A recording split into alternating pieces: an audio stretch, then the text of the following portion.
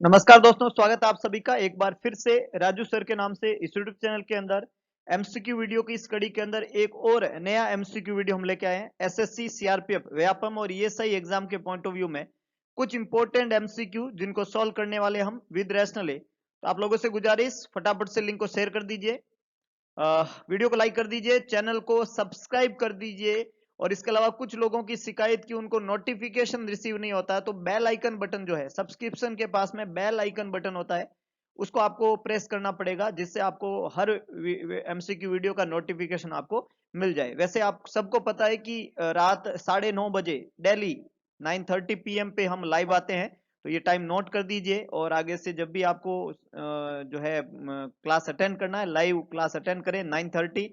और अपने आप के आंसर पुट करिए डिफरेंट टाइप के क्वेश्चन से, फिर विद रेस्टल है उसका आंसर आप जो है समझें, और उसके बाद में अगर आप गलत जवाब देते हैं तो उसको जरूर करेक्ट करिए। इससे कॉन्फिडेंस बिल्डअप होता है, जो कि एग्जाम में आपको सफलता दिलाने में मदद करेगा। तो शुरुआत करते हैं एक बेहतरीन एमसीक्यू सेशन की। फटाफट से शेयर कर दीजिए, मैक्सिमम स्टूडेंट्स को कनेक्ट कर दीजिए, ताकि एक बेहतरीन क्लास जो है मैक्सिमम पीपल अटेंड कर सके। आज के इस एमसीक्यू सेशन का सबसे पहला एमसीक्यू आप लोगों के सामने ये रहा।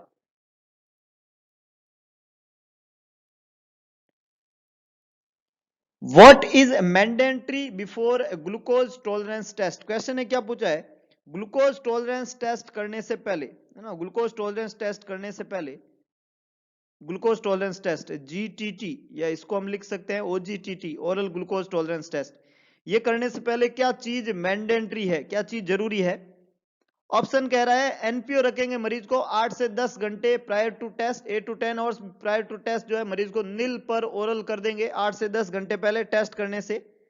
बी ऑप्शन कह रहा है रिच कार्बोहाइड्रेट डाइट देंगे 2 से 3 दिन टेस्ट करने से पहले, टेस्ट से 2 से 3 दिन पहले carbohydrate rich CHO, carbohydrate rich diet मरीज को देंगे। सी ऑप्शन कह रहा है स्टॉप कर देंगे गिविंग मेडिकेशन, दवाइयां देना बंद कर देंगे मरीज को। और लास्ट ऑप्शन कह रहा है no need to change anything, कुछ भी बदलाव करने की जरूरत नहीं है। चार ऑप्शन यहाँ पे दिए हुए हैं। ओरल ग्लूकोज टेस्ट हम करना चाहते हैं, उससे पहले क्या चीज मैंडेटरी है। तो देखिएगा, कोई भी मरीज जिसने रैंडम ब्लड शुगर चेक करवाया और उसका रैंडम ब्लड शुगर जब ज्यादा आता है, तो वो मरीज ओरल जो है अपने परहेज शुरू कर देता है, वो मीठा खाना बंद कर देता है, डायबिटीज के जितने भी परहेज है वो स्टार्ट कर देता है। उसके बाद में वो अपनी चेकअप कराने जाता है, ये कंफर्म करने की उसको डायबिटीज है या नहीं है। तो जब वो अच्छे प्रैक्टिशनर के पास में जाएगा तो प्रैक्टिशनर उसको ओजीटीटी टेस्ट सजेस्ट करेगा।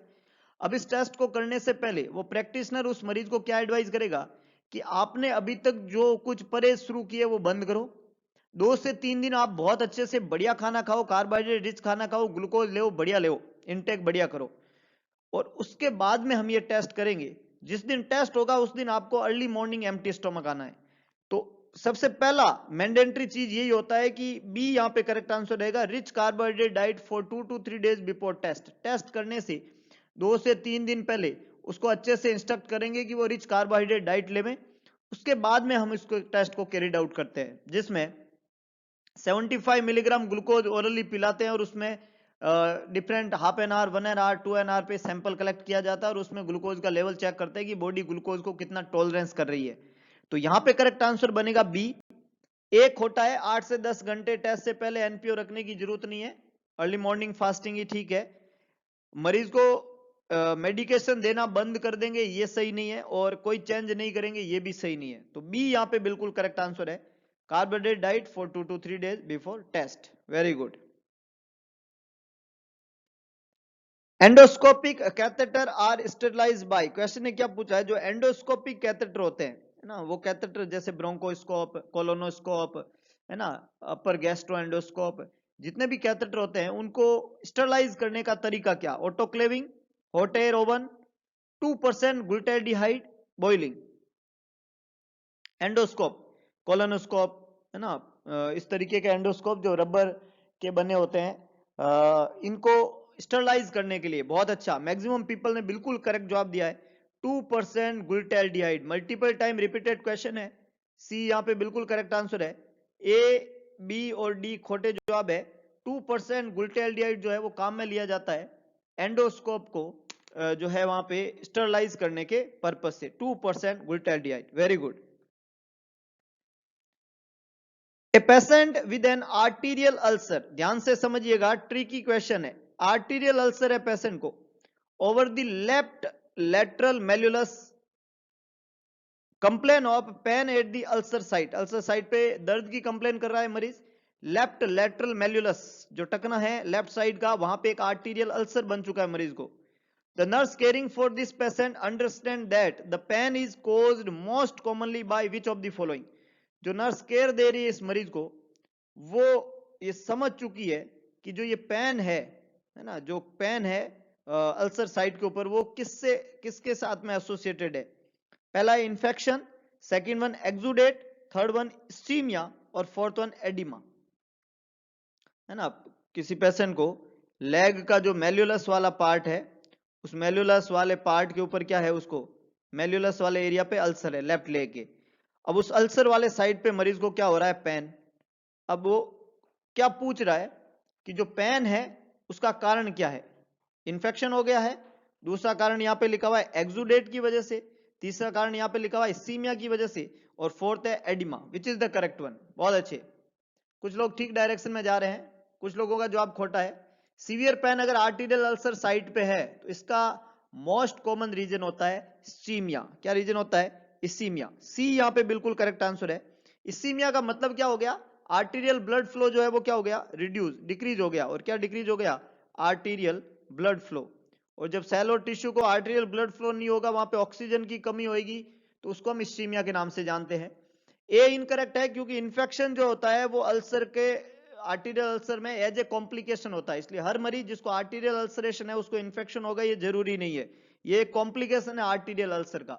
आर्टीरियल अल्सर जो होते हैं वहां पे एक्सुडेट जो है वो न के बराबर होते हैं, बहुत लेस होते हैं, मिनिमम होते हैं, इसलिए बी भी यहाँ पे खोटा जवाब है।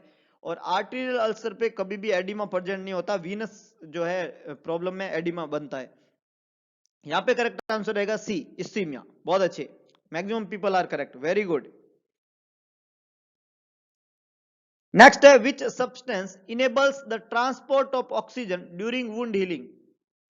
वुंड हीलिंग में ऑक्सीजन को ट्रांसपोर्ट करने वाले सब्सटेंस के बारे में यहां पे पूछा गया है, कौन सा रहेगा, कौन सा ऐसा सब्सटेंस है, विच ऑफ द फॉलोइंग सब्सटेंस जो इनेबल करता है transport of oxygen wound healing के प्रोसेस के दौरान। ड्यूरिंग वुंड हीलिंग ऑक्सीजन का ट्रांसपोर्टेशन शुरू कराने वाला सब्सटेंस है जिंक, विटामिन B6, फोलेट और विटामिन सी।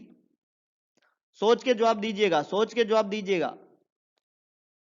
डी खोटा जवाब है, विटामिन सी खोटा जवाब है, विटामिन सी खोटा जवाब है, जिंक खोटा जवाब है, ए बी खोटा जवाब है। मैंने कहा था सोच के जवाब दीजिएगा, ट्रिकी क्वेश्चन है, इतना आसान नहीं है मामला। दिखता आसान है, होता आसान नहीं है, और इसी तरीके से एग्जाम वाले फंसाते हैं। यही अपना उद्देश्य है, इसी तरीके के एमसीक्यूज में आपके दिमाग में ऐसे लॉजिक क्रिएट करना जो आपको किसी भी सिचुएशन से निकाल के बाहर निकाल देगा, ये अपनी कोशिश रहती है।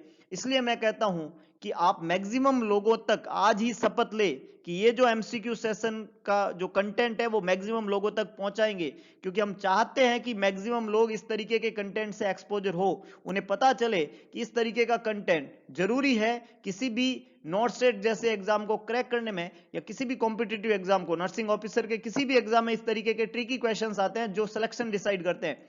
देखो 200 क्वेश्चन के पेपर के अंदर 140, 120, 140 सब करते हैं, लेकिन जो 10 क्वेश्चन होते हैं जो मेरिट डिसाइड करते हैं वो इसी तरीके के क्वेश्चन होते हैं। समझना होता है, ट्रिक पकड़नी होती है, पूछ क्या रहा है ये समझना होता है, तभी सिलेक्शन होते हैं, है ना। तो मदद कीजिए लोगों की, और खुद की तो हम रोज करते ही है, खुद की करें ये पहल है, उसके बाद में सबकी करें, और जरूर करें, ये मोरालिटी है। इसलिए सब लोग ये शपथ ले कि मैं भगवान की कसम 10 लोगों से 20 लोगों तक शेयर करूंगा इस कंटेंट को आज ही, और डेली करूंगा, और डेली ये काम करेंगे। तो यहां पे ऑप्शन है जिंक, विटामिन B6, फोलेट और विटामिन सी। तो देखिएगा यहां पे करेक्ट आंसर रहेगा फोलेट, सी यहां पे करेक्ट आंसर रहेगा। फोलेट या फोलिक एसिड जो है वो इनेबल करता है ऑक्सीजन के ट्रांसपोर्ट को, वुंड हीलिंग के दौरान ऑक्सीजन के ट्रांसपोर्ट को इनेबल करने वाला सब्सटेंस होता है फोलेट या फोलिक एसिड। जिंक जो है ए ऑप्शन के अंदर जो लिखा हुआ है, ये इनेबल करता है प्रोटीन के सिंथेसिस को, जिससे टिश्यू रिपेयर होता है ना। ये ऑक्सीजन ट्रांसपोर्ट नहीं करता, ये क्या करता है, प्रोटीन सिंथेसिस, और प्रोटीन सिंथेसिस से वुंड की हीलिंग होती है। हाँ, वुंड की हीलिंग में जिंक का रोल है, लेकिन कैसे काम करता है ये? प्रोटीन सिंथेसिस करवा के। विटामिन B6 जो होता है वो डिक्रीज करता है कोलेजन एंड प्रोटीन सिंथेसिस के प्रोसेस को, इसलिए विटामिन B6 का कोई रोल नहीं है वुंड हीलिंग के अंदर, है ना। और विटामिन C जो होता है वो कोलेजन सिंथेसिस के लिए इंपॉर्टेंट है। ये क्या कहलाता है? Collagen synthesis. जिंक क्या कराता है? प्रोटीन का सिंथेसिस। ये कराता है कोलेजन सिंथेसिस। तो ये दोनों ही वुंड हीलिंग में रोल प्ले करते हैं, लेकिन ऑक्सीजन का ट्रांसपोर्ट जो है वो कौन करता है? फोलेट। फोलेट जो हीमोग्लोबिन के अंदर जो है आयरन होता है, फेरस होता है, उसी की फॉर्म है फोलेट। तो सी यहां पे बिल्कुल करेक्ट आंसर है। Very good. Lund and Browder chart is use for which of the following condition? आज के एमसीक्यू सेशन का एक इजी क्वेश्चन है मेरे हिसाब से, ये आप आराम से जवाब दे पाएंगे। लुंड ब्राउडर चार्ट किसके लिए काम में लिया जाता है? किस कंडीशन में? Head injury, acute abdomen, burn, bone injury. Very good, very good. Maximum लोग बिल्कुल करेक्ट जवाब दे रहे हैं। आज के एमसीक्यू सेशन के इजी क्वेश्चन को आप लोगों ने पकड़ लिया है। लुंड एंड ब्राउडर चार्ट, ये जो चार्ट है वो यूज किया जाता है करेक्टली, बहुत बढ़िया यूज किया जाता है। Is the most accurate method, it is used for the compensate for the variation in body shape with age and therefore can give an accurate assessment of burn area। बहुत बढ़िया। Burn किस में काम में लिया जाता है? बर्न में। एक्यूरेट असेसमेंट है बर्न का। लुंड ब्राउडर चार्ट चिल्ड्रन के अंदर, एडल्ट के अंदर, है ना, स्पेशली चिल्ड्रन के अंदर काम में लेते हैं, है ना। Rule of 5, rule of 9, Lund Browder chart important है। बर्न के अंदर असेसमेंट का तरीका होता है ये। Head injury, Glasgow coma scale. Head injury में आईसीपी बढ़ता है, मरीज अनकॉन्शियस होता है, और लेवल ऑफ कॉन्शियसनेस को चेक करने के लिए ग्लास्को कोमा स्केल काम में लेते हैं वहां पे, GCS, Glasgow coma scale. Acute abdomen जो है उसका तरीका होता है examination, quality of pain, site of pain, उससे हम डायग्नोस करते हैं पेन एब्डोमन को। और बोन इंजुरी जो होती है वो फ्रैक्चर से संबंधित रहती है, वहां पे इस तरीके का कोई चार्ट नहीं होता। तो करेक्ट आंसर है C, that is burn. Very good. The tube feeding should be delayed if the amount of gastric content exceed। Question ने क्या पूछा है? जो ट्यूब फीडिंग है, एनजी ट्यूब फीडिंग जो है उसको डिलेड कर देंगे अपन अगर गैस्ट्रिक कंटेंट का अमाउंट मोर देन, कितने से ज्यादा होने पे ट्यूब फीडिंग जो है उसको डिले किया जा सकता है। गैस्ट्रिक कंटेंट जो है उसका अमाउंट कितने से ज्यादा होने पे ट्यूब फीडिंग को डिले किया जा सकता है? 20, 25, 30, 50 ml। फटाफट से जवाब लिखिएगा। एनजी ट्यूब फीडिंग दे रहे एक मरीज को, ट्यूब फीडिंग देने से पहले आपने गैस्ट्रिक एस्पिरेशन किया, कितने से ज्यादा कंटेंट आने पे आप डिले करेंगे? वैसे तो एक यूनिवर्सल रूल है नेजोगैस्ट्रिक ट्यूब फीडिंग में, गैस्ट्रिक कंटेंट जो होता है उसका 100 ml और उससे ज्यादा, 100 ml और उससे ज्यादा होने पे हम फीडिंग को क्या कर देते हैं? विदहोल्ड कर देते हैं। लेकिन ऑप्शन में 100 नहीं है तो मैक्सिमम वाला चलेगा, और मैक्सिमम वाला कितना है? बहुत अच्छे, 50 ml। मैक्सिमम वाला यहाँ कितना दिया हुआ है? 50 ml। तो हम किससे चलाएंगे? 50 ml से काम चलाएंगे। तो एनजी ट्यूब फीडिंग में गैस्ट्रिक कंटेंट जो है वो 50 ml और उससे ज्यादा, यहाँ पे हम ऐसा बोलेंगे कि उससे ज्यादा हो तो हम डिले करेंगे, फीडिंग को विदहोल्ड करेंगे। 100 ml से ज्यादा पे विदहोल्ड कर दिया जाता है, ये नॉर्मल प्रोसेस है। लेकिन यहाँ ऑप्शन 100 नहीं है तो मैक्सिमम वाला ऑप्शन चूज करना पड़ेगा, और वो है 50 ml। ऐसा तो हम नहीं बोल सकते ना कि इसमें 100 नहीं है, हम तो ये सवाल नहीं करेंगे। नहीं करोगे तो गलत हो जाएगा ना, करना पड़ेगा। तो मैक्सिमम वाला हम चूज करेंगे, और ये है 50 ml। बहुत अच्छे, वेरी गुड। एनजी ट्यूब लगाने का तरीका आप सबको पता होगा, nose to ear lobe and ear lobe to xiphisternum, ये मेजरिंग का तरीका होता है। क्वेश्चन बनता है यहां से इंपॉर्टेंट। एनजी ट्यूब फीडिंग के दौरान मरीज सबसे ज्यादा रिस्क पे होता है एस्पिरेशन की, तो उसका ध्यान रखना होता है। ये अगला सवाल बनता है एग्जाम के अंदर, और एक ये क्वेश्चन है विदहोल्ड करने का क्वेश्चन। Very good. कल हमने पढ़ा था टोनिसिटी से आइसोटोनिक, हाइपोटोनिक और हाइपोटोनिक, तीन तरीके के सॉल्यूशन होते हैं। क्वेश्चन ने आज भी यही पूछा है कि जो टोनिसिटी है रिंगर लैक्टेट की, आरएल जो सॉल्यूशन होता है रिंगर लैक्टेट, उसकी टोनिसिटी कैसी होती है? हाइपर, हाइपो, आइसो या नन? टोनिसिटी क्या होती है? तो हमने पढ़ा था कि जो बॉडी की कंसंट्रेशन होती है, नॉर्मल ह्यूमन बॉडी की कंसंट्रेशन जो होती है, उसको हमने कहा था on and average 290 m osmol per litre और 300 एम ऑस्मोल पर लीटर, ये कंसंट्रेशन होती है बॉडी में प्लाज्मा की।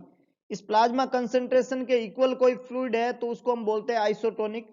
इस कंसंट्रेशन से ज्यादा वाला कोई फ्लूइड है तो उसको हम बोलते हैं हाइपरटोनिक, और इससे कम वाला कोई फ्लूइड है उसको हम बोलते हैं हाइपोटोनिक। और कल हमने पढ़ा था कि जो आइसोटोनिक सॉल्यूशन होता है उसमें 3 एग्जांपल है इसके, 0.9% नॉर्मल सलाइन, रिंगर लैक्टेट और इसके अलावा 5% डेक्सट्रोज।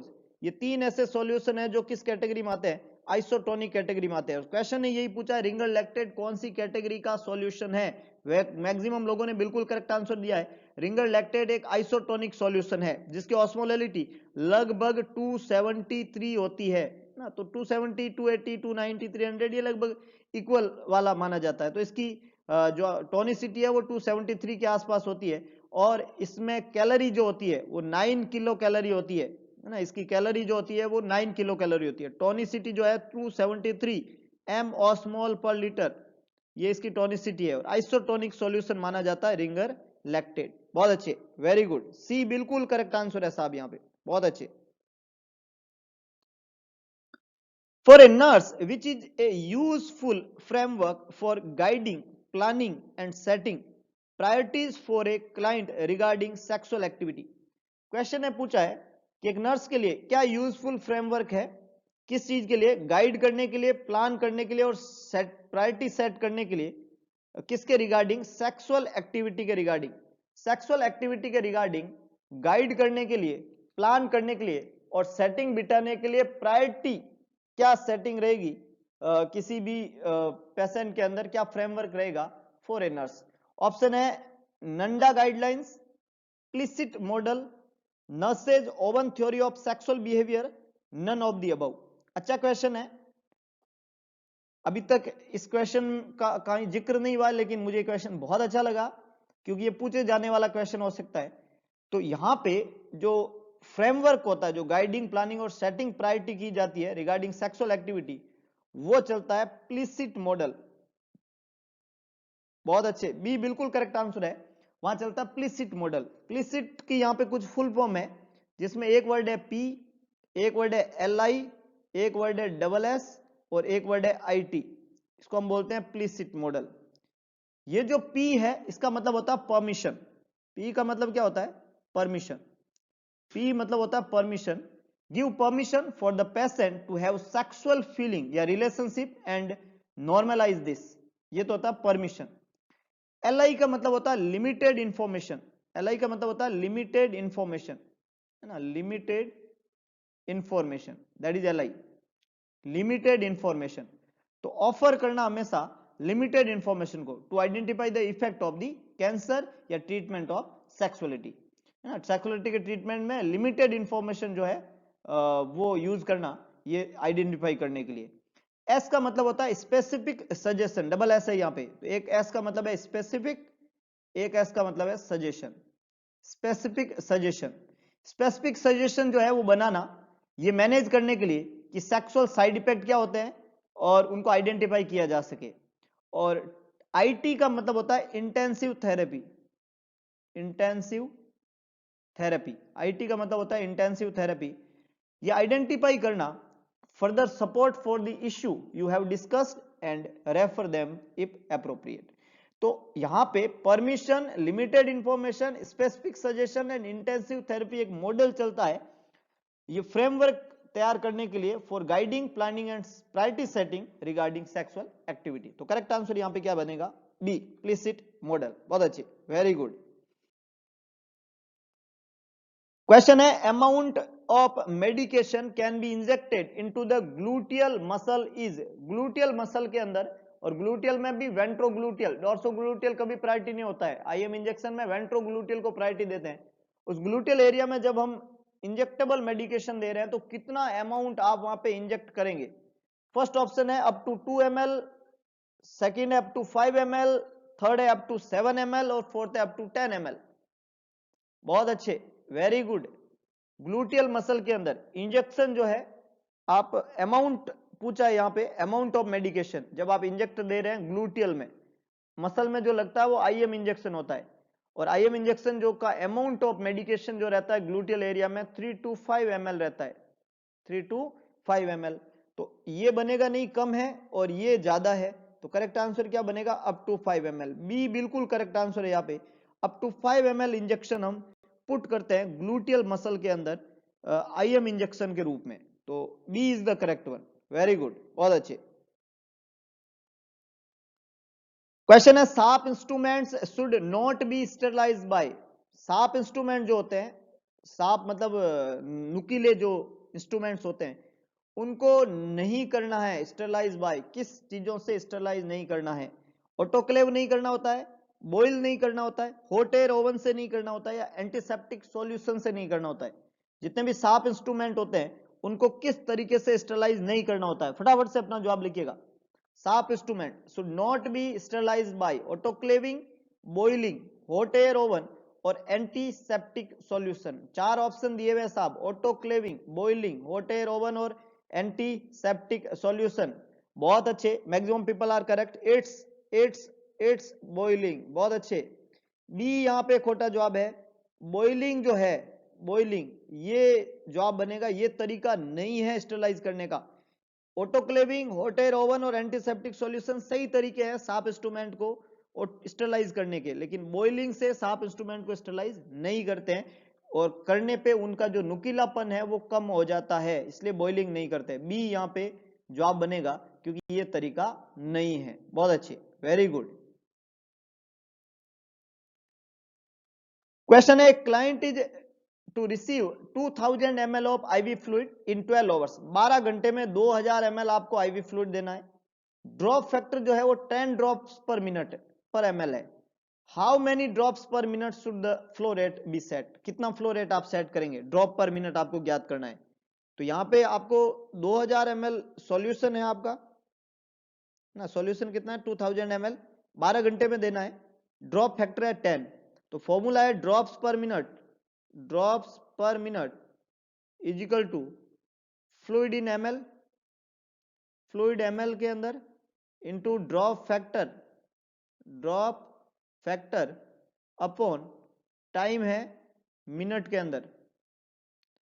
तो ड्रॉप पर मिनट में फ्लूइड ml के अंदर है 2000 ml, ड्रॉप फैक्टर है 10 ड्रॉप्स, टाइम है 12 घंटे और 60। तो ये 0 से 0, 2 से 3, 2 से 1000, 2 से 6, 2 से 500, 2 से 3 और 2 से 250, 3 का 3 9, 250 डिवाइडेड बाय 9, 18, 70, 63, 70, 8, 27.8, कितना कह देंगे 28, कितनी हो जाएगी 28 ड्रॉप्स पर मिनट। बहुत आसान है, आराम से कैलकुलेट कर सकते हो, मैथ्स थोड़ी सी ठीक होनी चाहिए आपकी, आप आराम से काउंट कर सकते हैं। Amount in ml, drop factor upon time in minute, हमने पुट किया तो 28 drops per minute, drop factor drop per minute आया। डी यहाँ पे बिल्कुल करेक्ट आंसर है, 28 ड्रॉप्स पर मिनट। इस तरीके से हम वहां पे जो है फ्लूइड देंगे उस पेशेंट के अंदर।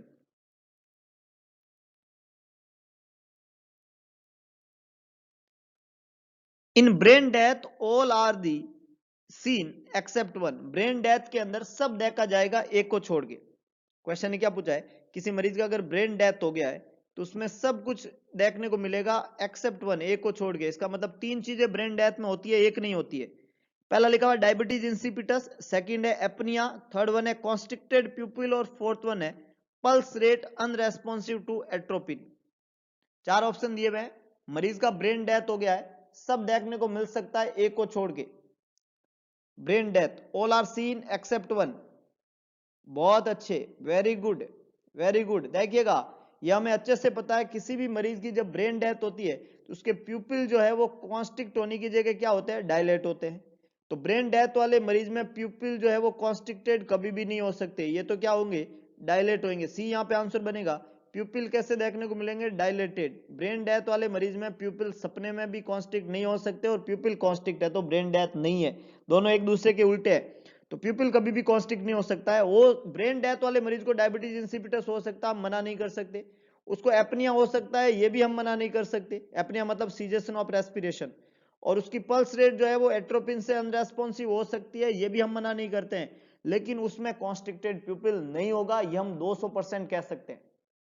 समझ रहे हो बात को, इसको बोलते हैं बिलीव सिस्टम। बिलीव सिस्टम दिखाइएगा, इन क्वेश्चन के ऊपर आएंगे एग्जाम के अंदर, इसी तरीके से पूछे जाते हैं, इनको अच्छे से समझिएगा, रेगुलरिटी रखिएगा, रोज वीडियो देखिएगा। और मैंने एक आज मोरालिटी के साथ में आपको बताया है कि 20 लोगों तक इस कंटेंट को पहुंचाने की जिम्मेदारी रोज लेंगे आप।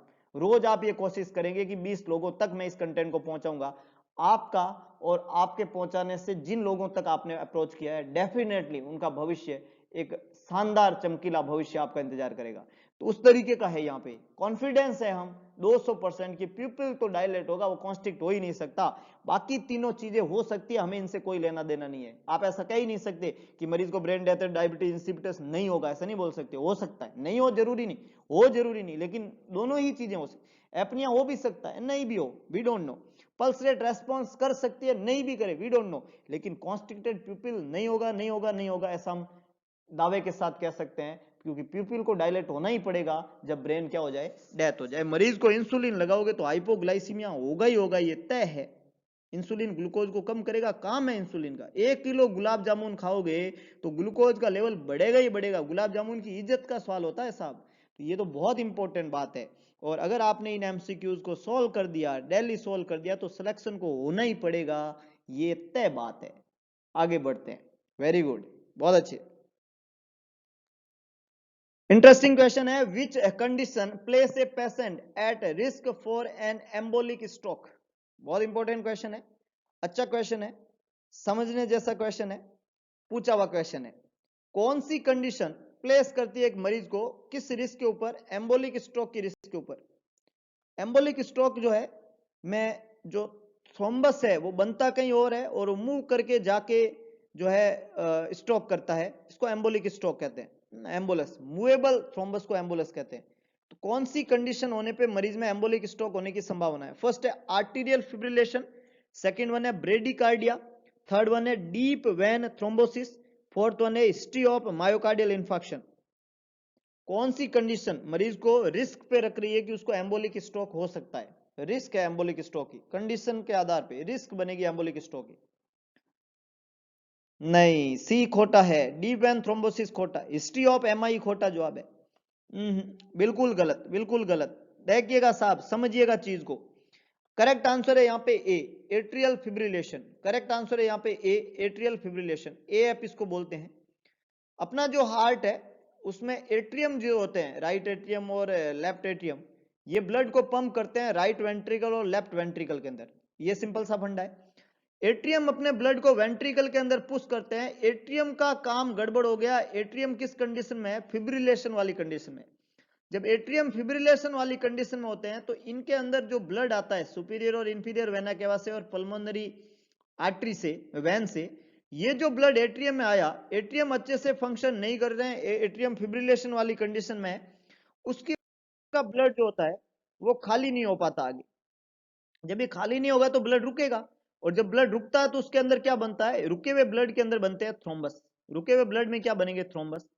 ये जो थ्रोम्बस है, यहां से जब एट्रियम इसको पंप कर देगा तो ये कहां चले जाएंगे? वेंट्रिकल में। और वेंट्रिकल से ये कहां चला जाएगा? लंग्स में। और लंग्स में जाके क्या बन जाएगा? एम्बोलिक स्ट्रोक, पल्मोनरी एम्बोलिज्म कर देगा, है ना, पल्मोनरी एम्बोलिज्म। हो सकता है ये यहां बने और यहां बन के एओर्टा इसको पंप करे। एओर्टा इसको पंप करेगा तो ये कोरोनरी आर्टरी में जा सकता है। एओर्टा इसको पंप करेगा तो ये सेरिब्रल आर्टरीज के अंदर जा सकता है। अगर यहां गया तो ये हार्ट अटैक या हार्ट स्ट्रोक, एमआई जिसको कहते हैं। और ऊपर चला गया तो ये ब्रेन अटैक या ब्रेन स्ट्रोक, सीवीए इसको बोलते हैं। तो ये जो थ्रोम्बस यहाँ पे बना था एट्रियम के अंदर, due to the atrial fibrillation, due to the stasis of blood, ये जाके pulmonary embolism, stroke, cerebrovascular accident जिसको हमने बोला, और हार्ट अटैक, एमआई जिसको हम बोलते हैं, ये सब कर सकता है। ऐसी चीज ब्रेडिकार्डिया की वजह से नहीं होती है। ये चीज डीप वेन थ्रोम्बोसिस होने पे एम्बोलस तो बन सकता है, लेकिन डीप वेन थ्रोम्बोसिस में बना हुआ जो एम्बोलस है उससे ब्रेन अटैक या हार्ट अटैक नहीं होता है। क्वेश्चन है स्ट्रोक का पूछा है, तो ये ब्रेन अटैक और हार्ट अटैक नहीं हो सकता। हो सकता है कि वो एम्बोलस यहाँ आए, राइट एट्रियम, राइट वेंट्रिकल से पल्मोनरी एम्बोलिज्म बना सकता है। डीप वेन थ्रोम्बोसिस में जो थ्रोम्बस है वो एम्बोलस में कन्वर्ट होकर पल्मोनरी एम्बोलिज्म कर सकता है, लेकिन स्ट्रोक नहीं कर सकता, इसलिए खोटा जवाब है। और किसी मरीज को एमआई की हिस्ट्री है तो उसको डेफिनेटली ब्लड थिनर चलते हैं, और जब ब्लड थिनर चलते हैं तो उसको स्ट्रोक होने की संभावनाएं नहीं होती है, तो ये भी यहाँ पे जवाब नहीं बनेगा। करेक्ट आंसर है ए, एट्रियल फिब्रिलेशन। बी, सी और डी यहाँ पे खोटे जवाब है। वेरी गुड, बहुत अच्छे। क्वेश्चन है, these agent decrease intestinal muscle tone to slow passage of faeces. ये वो एजेंट है जो क्या करते हैं, डिक्रीज करते हैं इंटेस्टाइन की मसल टोन को, और स्टूल के फिशेज के पासेज को क्या कर देते हैं, स्लो। इंटेस्टाइन की मसल टोन का कम होने से स्टूल के फीसेज के पासेज का स्लो होना कॉन्स्टिपेशन कहलाता है। क्या कहलाता है, कॉन्स्टिपेशन। और इनमें से ऐसे कौन से एजेंट है जो कॉन्स्टिपेशन करते हैं? तो फर्स्ट ऑप्शन है anti diarrhoeal opioid agent, hypertonic, cathartic, laxatives. 4 तरीके के ऑप्शन यहाँ पे दिए हुए हैं, और देखिएगा जितने भी एंटी डायरियल एजेंट है वो डेफिनेटली कॉन्स्टिपेशन करेंगे, क्योंकि डायरिया के अगेंस्ट दिए जाएंगे तो कॉन्स्टिपेशन करते हैं। Opium, opioid analgesic, opium intestine के पेरिस्टाल्टिक मूवमेंट को स्लो करते हैं जिससे कॉन्स्टिपेशन होता है। तो ए यहाँ पे बिल्कुल करेक्ट आंसर है। एंटी डायरियल एजेंट और ओपियोइड एजेंट जो होते हैं वो कॉन्स्टिपेशन करते हैं। Hypertonic, cathartic and laxatives constipation पैदा करने वाले एजेंट नहीं होते हैं। वेरी गुड, बहुत अच्छे, A is the correct one. Question पूछ रहा है यहाँ पे, the stool discharge from the ostomy is called. Ostomy वाली साइड से जो स्टूल पास करते हैं, जो स्टूल डिस्चार्ज हो रहा है ऑस्टमी वाली साइड से, उस स्टूल को किस नाम से जाना जाता है? बहुत इंपॉर्टेंट क्वेश्चन है, मल्टीपल टाइम रिपीटेड क्वेश्चन है। वेरी गुड, मैक्सिमम पीपल जो है बिल्कुल करेक्ट आंसर है। इफ्लुएंट, कैथार्टिक, कोलोनिक फ्लूइड और म्यूकोसा, 4 ऑप्शन यहाँ पे दिए हुए हैं। वो स्टूल जो डिस्चार्ज होता है कहां से, ऑस्टमी से, उसको किस नाम से जाना जाता है? बहुत बढ़िया, maximum people are correct, maximum people are correct. It's the stool that discharge from the ostomy, ostomy is called effluent, is called effluent. बहुत अच्छे। ऑस्टमी जो होता है वो इंटेस्टाइन में है ना, ज्यादातर कोलन एरिया में कोलोस्टमी किया जाता है, create an opening and leave it open, उसको ऑस्टमी कहते हैं। और ये फिकल मैटर को पास करने के लिए बनाए जाते हैं, है ना, जो है इलियोस्टमी, या आपका कोलोस्टमी। इलियम में बनाए तो इलियोस्टमी, कोलन में बनाए तो कोलोस्टमी। तो ये जो ऑस्टमी बनता है वो जो रेड कलर का एकदम ऑस्टमी होता है, जहाँ पे जिसमें ऑस्टमी बैग लगता है, और जो फिकल मैटर होता है वो बैग के अंदर कलेक्ट किया जाता है। तो ये जो ऑस्टमी होता है, ये ऑस्टमी में जो ये स्टूल, जो ये फिकल मैटर आता है, ये फिकल मैटर जो होता है इसको किस नाम से जानते हैं? उसका जवाब है इफ्लुएंट। उसको किस नाम से जानते हैं? इफ्लुएंट। तो ए यहाँ पे बिल्कुल करेक्ट आंसर है, इसको बोलते हैं इफ्लुएंट, जो कि stool discharges from the ostomy is called effluent. बहुत अच्छे। क्वेश्चन है, प्रोप्रियोसेप्शन इज, प्रोप्रियोसेप्शन क्या है? फर्स्ट ऑप्शन है awareness of the position of the body, second है needed for anti gravity, third है located within the semi circular canal, और fourth one है an uncommon metabolic disease. What is proprioception? Proprioception, very good, कुछ लोगों ने ठीक से जवाब दिया है। प्रोप्रियोसेप्शन जिसका मतलब होता है once on, individual and perception is the sense of relative position of neighbouring part of the body. देखिएगा, जो भी बॉडी के मूवमेंट होते हैं, जो भी बॉडी के पोजीशन पोस्चर होता है, उसके प्रति अवेयरनेस हमें जिस चीज से होती है उसको प्रोप्रियोसेप्शन कहते हैं। जैसे हमें पता है ये हमारा हाथ है, हमारा पाँव है, हाथ कहाँ पे है, पाँव कहाँ पे है, हाथ हवा में होता है तो भी हमें पता है एग्जैक्टली उसका पोजीशन क्या, आंख बंद कर दो तो भी आपको पोजीशन पता हो। तो अवेयरनेस होना, और किस चीज से अवेयरनेस होना? Awareness of the position of the body, body का कौन सा पार्ट किस पोजीशन में है, कहाँ पे है, इसका अवेयरनेस होना क्या कहलाता है? प्रोप्रियोसेप्शन, है ना। Needed for anti gravity, located within the semi circular canal, और अनकॉमन मेटाबॉलिक डिजीज जो है इसका जवाब नहीं है। तो करेक्ट आंसर यहाँ पे क्या बनेगा? A, awareness of the position of the body. तो ये कुछ इंपॉर्टेंट एमसीक्यू आज के इस वीडियो लेक्चर में हमने पढ़े। होप सो आपको वीडियो पसंद आएगा, तो वीडियो को लाइक करें, शेयर करें, कमेंट बॉक्स में अपना सुझाव जरूर डालें, और इसके अलावा एक काम करें, भगवान कृष्ण ने कहा था कि सारथी बने, स्वार्थी ना बने, तो सारथीपन दिखाएं। मॉरल ड्यूटी बनती है ये हमारी कि हम मैक्सिमम लोगों तक इस वीडियो और इस चैनल की अप्रोच करवाएं।